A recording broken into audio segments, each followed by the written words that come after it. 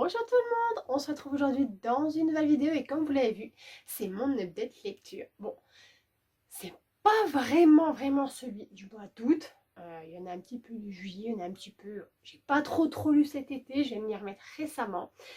Et du coup, je vais vous montrer un petit peu ce que j'ai lu dernièrement.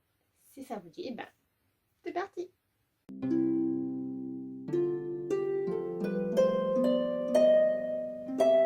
On va commencer avec ce livre-là, donc Witch and God, le tome 1, donc Ella la promise. Alors, dans ce livre, on va suivre un groupe de sorcières et des dieux. Et en fait, entre les dieux et les sorcières, il y a une petite guerre. Et les deux clans ont décidé, du coup, pour mettre fin à cette guerre, de marier une sorcière avec un dieu. Et donc, le dieu choisi est Démos, le petit-fils de Zeus. C'est le dieu de la terreur. Et donc, on a Ella qui fait partie donc, du groupe des sorcières. Et elle, c'est une sorcière sans don, malheureusement. Et elle apprend que c'est sa sœur aînée qui doit épouser Démos. Et là, en fait, Démos, voilà, il a une sale réputation, il est froid, arrogant, il fait un peu peur. Et du coup, elle n'est pas trop d'accord pour que sa sœur l'épouse, elle a mal au cœur pour elle. Et au final, lors de la cérémonie qui doit unir la sorcière et le dieu, Démos décide que lui, il veut épouser Ella, la sorcière sans don. Écoutez, ça a été un coup de cœur. J'ai adoré ma lecture, j'ai dévoré le livre. Je sais qu'il y a 2 autres tomes, c'est sur les 2 autres sœurs d'Ella.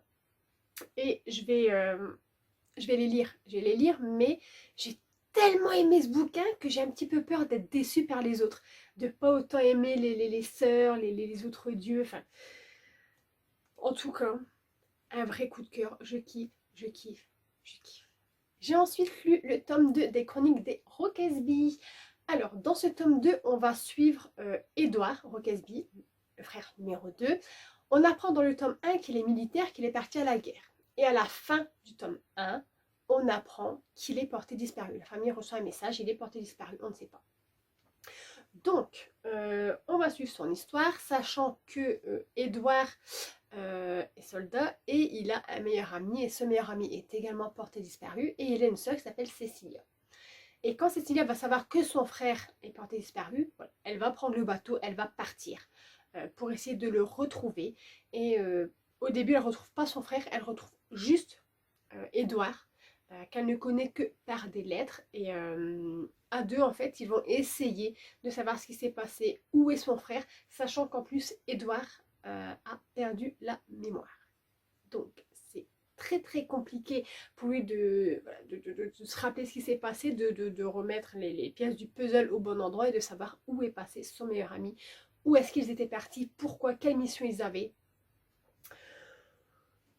J'ai pas trop aimé. Autant j'ai adoré le tome 1 parce que je l'ai dit, la protagoniste, elle ressemble tellement à Elise Bridgerton que là voilà, on est vraiment dans le monde militaire et j'ai pas trop accroché.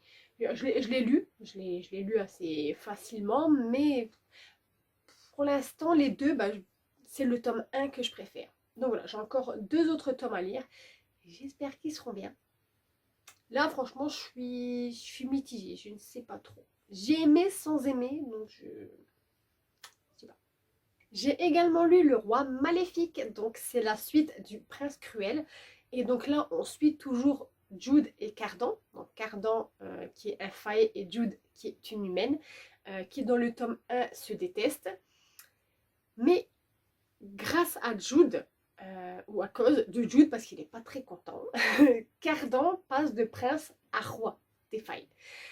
Et dans ce deuxième tome, il y a une complicité entre Cardan et Jude qu'on aime beaucoup, mais d'un autre côté, il y a toujours cette petite haine entre les deux qui fait que, enfin voilà, c'est un peu, je dirais, de la mimour dans ce livre, et j'aime beaucoup. Et à la fin de ce livre,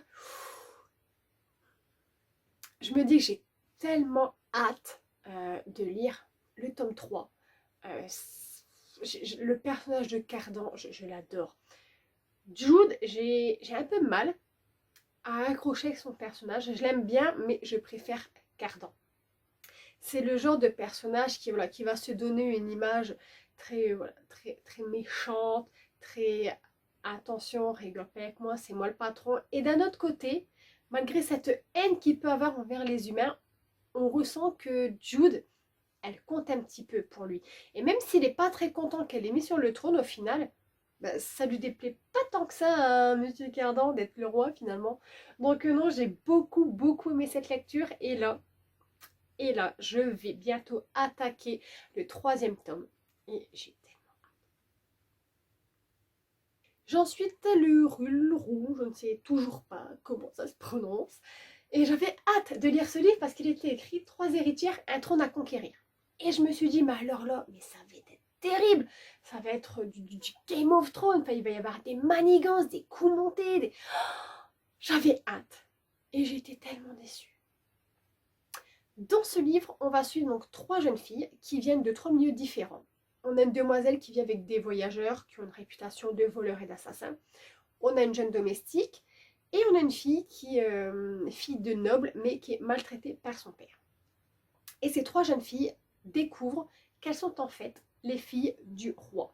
Le roi est mourant, il avait un fils qui est décédé, il lui faut absolument quelqu'un pour prendre la place sur son trône. Donc il rappelle ces 3 filles qu'il va présenter à la cour et voilà, il va devoir faire un choix. Choisir celle qui va lui succéder. Cependant, les 3 jeunes filles ont un lourd secret. Toutes les 3 ont un secret tellement lourd que si celui-ci vient à être découvert, je vais y arriver, ça les élimine complètement de la compétition pour accéder au trône. Et dans ce livre, quelqu'un est au courant des 3 secrets et il essaie de les faire chanter. Et donc on va essayer de découvrir qui est qui peut bien les menacer de cette façon. C'est assez compliqué. On ne sait pas, à la fin du tome 1, on ne sait pas. On ne sait toujours pas hein, qui est l'auteur de... qui est le corbeau, j'ai envie de dire.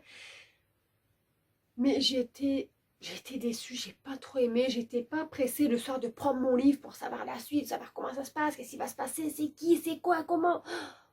Non, j'ai été déçue. Il me vendait tellement du rêve ce livre que ben voilà, je n'attaquerai pas le tome 2. Non, peut-être qu'il est mieux que le tome 1, j'en sais rien. Peut-être que plus tard, je ne sais pas, j'aurai un regret. Celui-là, je sais que je vais pas le garder. Je vais le revendre. J'ai pas le deuxième. Si jamais je tombe dessus à un prix sur Vinted hyper abordable, pas trop cher, peut-être que je le prendrai pour tester. Mais là, non, en fait, j'ai d'autres livres qui me plaisent plus que je vais lire d'abord. J'ai d'autres livres que je souhaite acheter qui me paraissent plus intéressants. Donc, je verrai, mais celui-là, non, il n'est pas aimé. Ensuite, j'ai lu le tome 1 du Royaume du Nord, La princesse étrangère. Oh là là là là! Un coup de cœur, j'ai tellement aimé ce livre. Il y a 2 autres tomes, il faut absolument que je les trouve et que je me les procure et que je les lise. Oh, j'ai kiffé. Alors, dans ce livre, on va suivre la princesse Eugénie, qui est le 3e enfant donc, d'un roi. Et elle sait très bien qu'elle est destinée à aller dans les autres royaumes pour faire de la négoce. Voilà. C'est pas elle qui sera promise à un prince, à un roi, qui sera reine un jour, elle le sait très bien. Et là, son royaume, le royaume de son père, est menacé. Donc, elle est envoyée comme émissaire à Sibérion pour rencontrer le Kaiser, lui demander de l'aide, voilà, lui demander s'il peut protéger le royaume de son père et en échange, s'il accepte, il aura la main de sa sœur. Le Kaiser est un personnage très froid, très mystérieux. Il fait un peu peur. Les gens disent qu'il aurait assassiné son frère aîné et qu'il aurait pris la place sur le trône avant le décès de son père, chose qui n'est pas très cohérent. Enfin bref, c'est un personnage très énigmatique. Et ce personnage va accepter donc le deal de protéger le peuple le royaume en fait d'Eugénie et d'épouser la princesse de ce royaume. Le problème, c'est qu'il décide d'épouser Eugénie et non sa sœur. Oh, j'ai kiffé ce livre. Oh, il est tellement bien. Franchement, c'est... Et le personnage du Kaiser. Il y a des personnages là-dedans qu'au début on adore, on aime bien. Et à la fin, on les déteste. Et vice versa, il y a des personnages qu'on n'aime pas trop au début, quand je dis oh, et à la fin on dit oh mais non, mais au final il est trop gentil et tout. Oh, j'ai trop kiffé. Franchement, il faut absolument que je trouve le tome 2 et le tome 3. Oh là là, ça je sais que c'est un des livres que je vais garder, c'est dans ma bibliothèque, il va pas bouger de là. Et pour finir, et pas des moindres, regardez ce que j'ai lu. Le tome 2 du Trône de Fer. Ah, quelle briquette celui-là. Oh, j'ai adoré.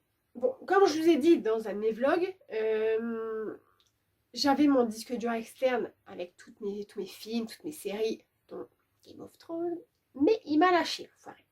Donc, quand j'avais lu le tome 1, je regardais la saison 1 en même temps pour vraiment voir les différences. Là, j'ai pas pu le faire. Donc, j'ai quand même noté 2-3 petites différences. Alors, en premier, j'ai remarqué que dans la série, comme dans le livre, Daenerys descend des dragons et donc elle ne craint pas le feu.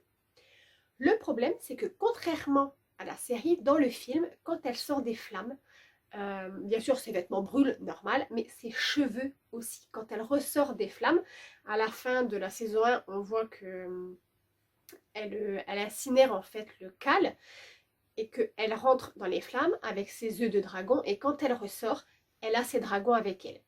Eh bien, dans le livre, c'est pareil, sauf que ses cheveux ont pris feu et qu'elle ressort de là toute chauve. C'est dommage.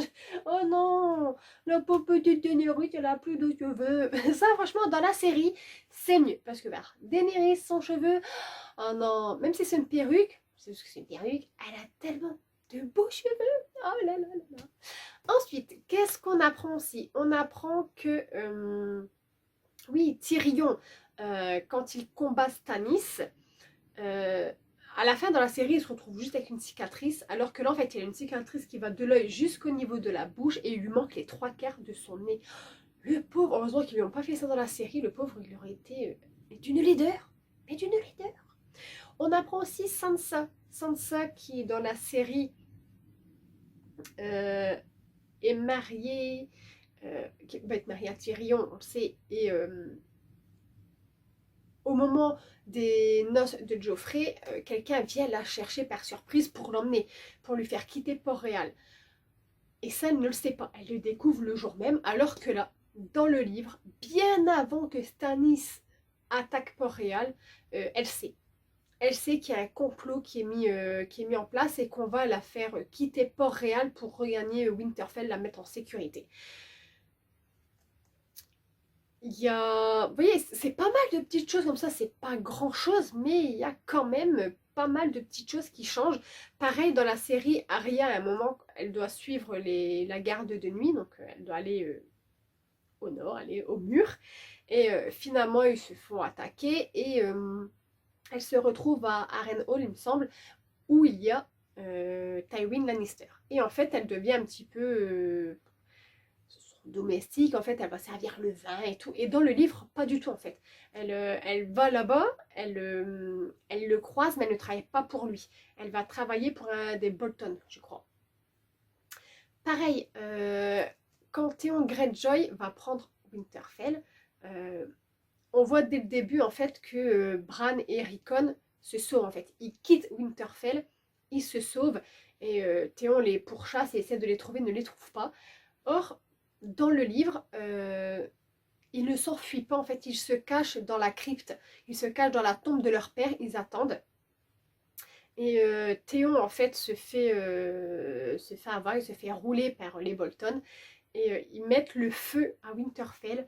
Et c'est une fois que le château a pris feu que Bran et Rickon quittent Winterfell, se séparent et essayent chacun de fuir pour essayer de survivre. Voilà. Il y a beaucoup de petites différences quand même, c'est pas grand chose hein, parce qu'au final le résultat reste le même, mais ouais, il y a quand même par rapport au tome 1, Le tome 1, il n'y avait pas tellement de différence. Maintenant, comme je vous dis, j'ai pas pu regarder la saison 2 pour vraiment comparer tout ce qu'il y avait.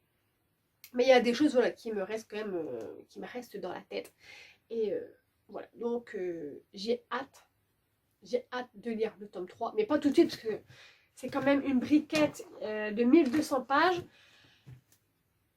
Là, je l'ai juste fini hier. Hier soir, je me suis dit, il faut vraiment que je le finisse, il faut qu'il soit dans mon aide de lecture. Il est hors de question que pour 200 pages, non, fallait que je termine, donc je l'ai terminé, je suis bien contente. Et le tome 3, je pense pas que je vais le lire là tout de suite, je dois le lire un petit peu plus tard. Mais j'ai adoré ma lecture, j'adore, c'est Game of Thrones. Et bien voilà, cette vidéo est terminée, j'espère qu'elle vous aura plu. Si oui, comme d'hab, mettez un petit like, abonnez-vous si ce n'est pas encore fait. Et nous, on se retrouve très prochainement dans une nouvelle vidéo. D'ici là, prenez soin de vous, je vous fais des gros bisous, ciao ciao.